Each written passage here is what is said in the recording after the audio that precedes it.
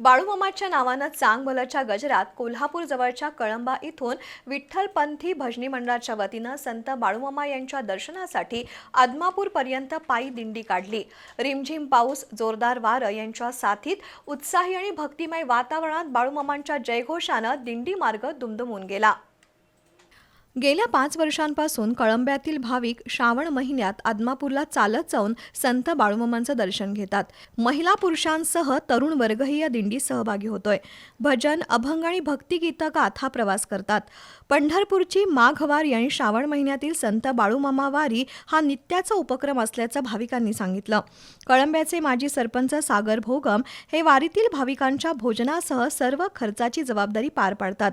ऊन, वारा, पाऊस यांची तमा न बाळगता भाविक संत बाळूमामांच्या चरणी नतमस्तक होतात, असं दिंडीचे चोपदार भगवान तिवले यांनी सांगितलं। गेले 5 वर्ष आम्ही सातत्यानं कळंबे गावातील सर्व आबालवृद्ध, तरुण मित्र, महिला वर्ग सर्व या ठिकाणी येत असतो आणि गेले 5 वर्षामध्ये आमच्या गावातील सर्व लोकांनी मिळून ठरवलं एकदा या ठिकाणी आदमापूरला जाऊन बाळूमामांची भेट घ्यायची। वारी सुरळीत पार पाडण्यासाठी राजू साळुंखे, प्रकाश जाधव, अरविंद गुरव, महादेव जटारे यांच्यासह कळंब्यातील ग्रामस्थ, महिला, तरुणांनी नियोजन केलं।